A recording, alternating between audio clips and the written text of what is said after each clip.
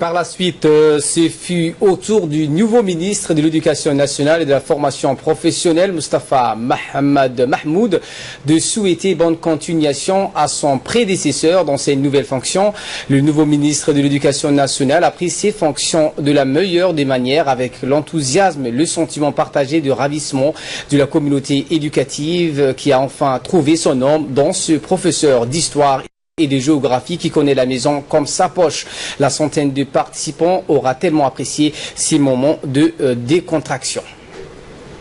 Je tiens à vous remercier tous d'avoir accepté d'honorer de votre présence cette soirée exceptionnelle qui réunit 3 ministres issus de la famille de l'éducation.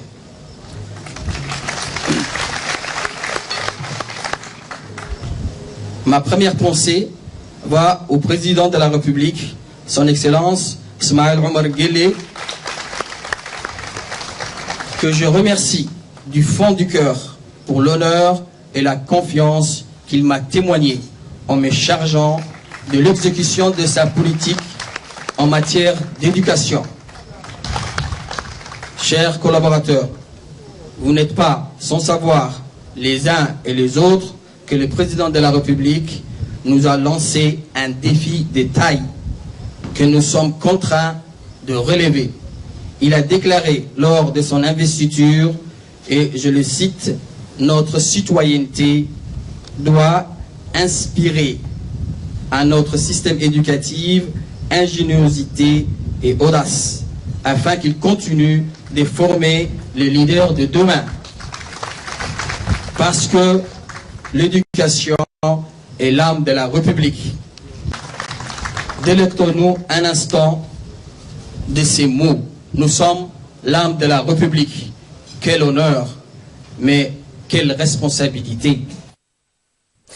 Et le ministre de l'Éducation nationale et de la formation professionnelle, Moustapha Mohamed Mahmoud, s'est rendu également aujourd'hui au service génie des forces armées djiboutiennes pour superviser les tests d'évaluation d'une 60aine de jeunes qui ont suivi une formation de 4 mois en conduite des engins de chantier.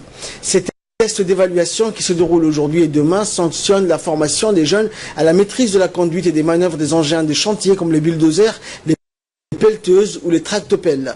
À noter que c'est là un savoir-faire très utile et hautement demandé par les entreprises spécialisées dans les travaux publics. Les tests d'évaluation seront suivis d'une période de stage dans plusieurs entreprises.